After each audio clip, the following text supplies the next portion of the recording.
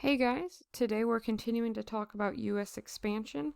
We're going to talk about Oregon, and we're going to talk about the election of 1844 and the presidency that followed. Today's objective question is, how did the U.S. grow under President Polk? All right, the area of land we're going to be talking about today are featured in this map. Up here in this top left is the Oregon country. Remember that at this point, Oregon's actually shared between the United States and the British, who are up in Canada. So this whole area is a blended area of both Americans and British. All right, so remember that. And then also, of course, all of this area over here in the lower left is, of course, Mexico. Cool. So now that we have officially, made the agreement with the British that we're going to share Oregon land, and in, a few years we'll revisit it and decide what's going on then, Americans start to flock to that area. There's a lot of land out there. There's a lot of natural resources, and this is drawing a lot of people. So tons and tons of Americans are going to leave the, middle of our country and the, eastern coast of our country and start to move west, specifically into this Oregon territory. We're talking about thousands and thousands of people. It's about a 2,000-mile journey if you're leaving from the middle of the country and moving west into Oregon, and it's also relatively dangerous.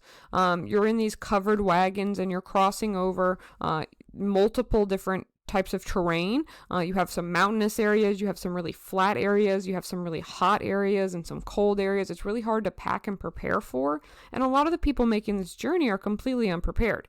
If we were in class, I have a great little simulation where you guys would all answer different questions and some of you would die. It was going to be so fun, but unfortunately, we can't do that. Instead, let's look at this map.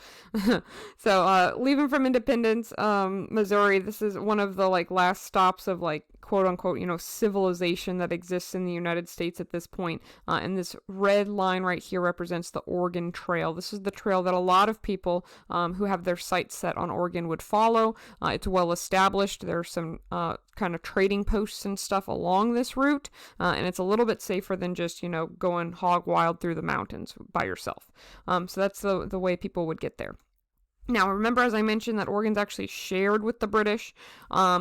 But over a span of about 5 years, the U.S. settlers that live in this blended shared area are going to raise from 500 to 5,000. So the U.S. are pouring in. Meanwhile, the British, their population remains around 700. This is for a variety of reasons. It's not as easy for the British to, hop in a covered wagon and leave their country, sail across an ocean, cross a majority of Canada, and then settle in Oregon. That's just not realistic. On the other hand, even though the Oregon trails, can be dangerous and it is a lot of work and it takes a long time, it's much easier for Americans to move in. And if there's a lot more Americans in this area than British, when it comes time to decide what happens to this area, the more the better.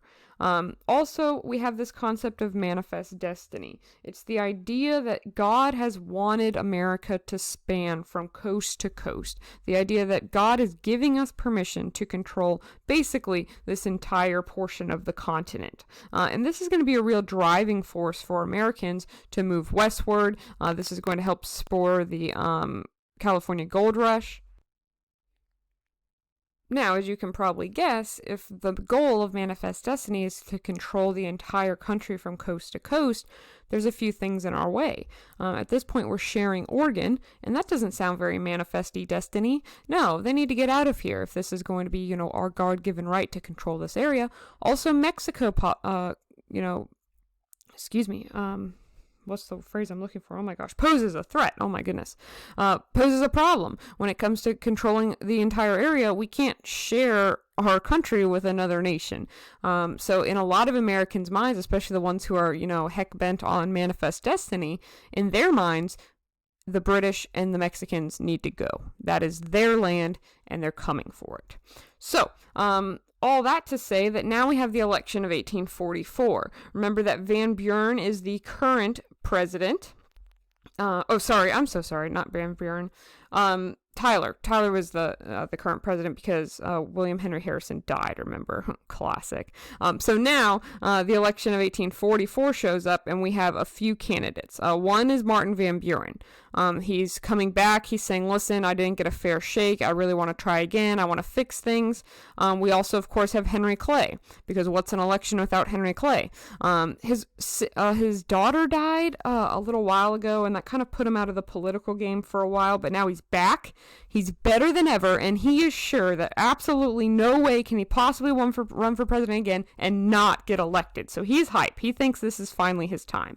And then also this rando right here, a man named James Polk. So what's going on? For the election of 1844, Oregon's a big issue. All the voters want to know, okay, if we elect you, how is Oregon going to be handled? Are you going to try to take it, or are you going to try to compromise, right? That's a big deal that everyone's dealing with. Now, Polk says, listen, I don't want to be president, but I would love to be vice president under Van Buren. He says, I think Van Buren was a great Democrat. He basically invented the Democratic Party, molded it around Andrew Jackson. I really like him. I would love to be vice president.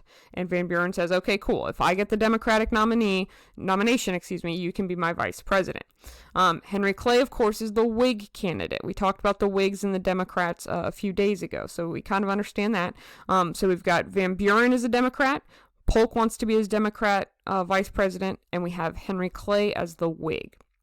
Now, the Whigs, and of course Clay, because he is a Whig, doesn't want to annex Oregon. They think it's going to be a huge headache. They think it could potentially lead to war with the British, and that's the last thing on their mind right now. They really don't want to spend the time, energy, and possible war to gain this territory. Now that makes sense because a lot of the Whigs are manufacturers and people who make their money buying and selling things. A lot of the Democrats, on the other hand, are frontiers people, are the adventurers, are the farmers, are the people who could benefit from the United States obtaining Oregon. So this makes sense that the Whigs don't want to annex Oregon and the Democrats do. The thing that doesn't make sense is that even though the Democrats and James Polk and Andrew Jackson, who remember is very, very powerful, they all want to annex Oregon, Van Buren does not. Van Buren says, I don't think that annexing Oregon is going to be on my immediate agenda if I am selected as president. And when Andrew Jackson hears that, even though he loves Van Buren, even though he helped groom Van Buren, even though he hand-selected him to be president after him, when Jackson finds out that Van Buren doesn't want Oregon, he says, hey, all the Democrats, don't support Van Buren. Instead, let's all support Polk. And everyone's like, who? And Andrew Jackson goes, don't worry about it. Just vote for Polk and it'll be good. And the Democrats say, okay, Andrew Jackson, whatever you say, right? And all of the Democrats throw their support behind Polk, which means that when it comes time for each party to nominate their candidates, Henry Clay is the Whig candidate, and instead of Martin Van Buren, like everyone thought, James Polk is now the nominee for the Democratic Party. Now, Polk finds out he's running for president because, remember, they're not actually at these nomination ceremonies, these conventions. Instead, they just find out later who won and who's the nominee. And when he finds out, he goes, well, I didn't really want to be president, but if the people want me, I guess I can't say no. And he says, okay, yes, I will run as the Democratic nominee for the election of 1844. Now, he knows that he's not everybody's first choice, and he knows he's kind of only been picked because Jackson told everyone to, and pretty much no one knows about him, no one knows what he likes, no one knows who he is. So he says, listen, I know this is awkward for everyone, but if I win, I promise I will only serve one term. That way the Democrats can get their stuff together, the Whigs can get their stuff together, and in just 4 more years, if I win, you can have another president. And that kind of, people are starting to say, okay, yeah, so, I mean, even if he's terrible, we only have to live 4 years with him if we don't like him, right? The Whigs' campaign slogan was, who is James K. Polk, right? It's literally just saying, who the heck is this guy? Nobody knows him. He's a nobody, right? It's roasting him for being completely unknown. Now, Polk's campaign slogan was a little bit different. 54-40 or fight. This is the line he draws on the map of Oregon and says, if America doesn't get all of this land right here, we're going to war. Dang, that is hardcore, and it really divides the country, because if they want Oregon, everyone's throwing their support behind Polk because they want Oregon. They don't want Oregon. Clay looks a little bit better. They also don't like the fact that nobody knows who Polk is, right? So this is a huge issue in this election. And amazingly, Polk, the absolute nobody that almost nobody knew about prior to this election, who only really wanted to be vice president, ends up defeating our poor Henry Clay. Once again, Henry Clay has run for the presidency and lost. So James K. Polk becomes the 11th president of the United States. Now, let's look at this map of Oregon. So all of this, let me see my mouse, all of this area is shared. Right? Now, technically, this is more American down here, and this is a little bit more Canadian up here. But there are Americans and Canadians and British people living all throughout this area.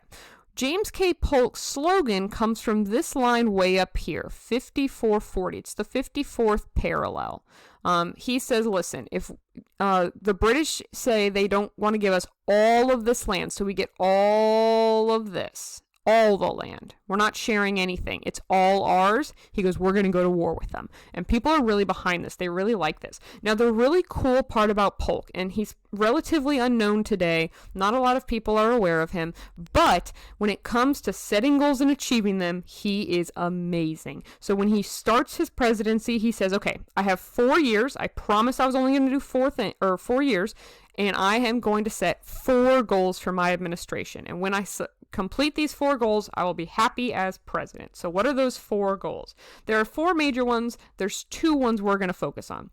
One was limiting tariffs. He does this successfully. Check 1. First goal complete. The other one was an independent treasury instead of some of the other banking systems and stuff we had set up in our country. He wanted an independent one. He got that. Check. Second goal complete. Next one, and the one that we've kind of been alluding to, right? He wants some or all of Oregon. He wants Oregon to be figured out. We're not sharing it with anybody. And the last goal, he wants to get California and New Mexico from Mexico. Once he does that, Manifest Destiny will be complete. The continental United States will look similar to as it does today, and he will be successful. So these are his 4 goals. He's done 2 of them so far, right? So he starts to negotiate with the British. He says, hey, we want the 54 line. They say, no, how about way lower? Let me go back to this map real quick. So we propose this line way up here, that this be the dividing line, that everything under it is, that everything under it is American and everything above it is British. The British come back and say, okay, we want to draw the line down here, and everything above it will be British and everything below it will be American. Well, obviously, this is the time period of compromise, right? So instead of going to war, we end up fleshing out a deal where we divide Oregon at the 49th parallel. This line right here. And this is the modern dividing line between the United States and Canada. So we wanted all this, they wanted all this, we met in the middle, and Oregon is officially divided, and all of this land down here is now officially American territory, which means his 3rd goal is now complete. We have a lot of Oregon. Check. Next, of course, the Mexican-American War, which you learned about yesterday. We go back and forth with the Mexicans. We end up finally capturing Mexico City. Mexico surrenders, and through a series of treaties, we are officially granted, officially granted California and New Mexico, which means that the United States looks a lot like it does now underneath James K. Polk. Very relatively unknown president, right? Very, very effective. He shows up, he's got 4 years to complete 4 relatively hefty goals, and he does every single one of them, right? So pretty impressive, right? Here's another map for you right here. So looks very similar to how it does today. And then, of course, we get all this land too. All right. So America expanded greatly underneath Polk. All right. Make sure to answer your objective question. I'll see you later. Bye-bye.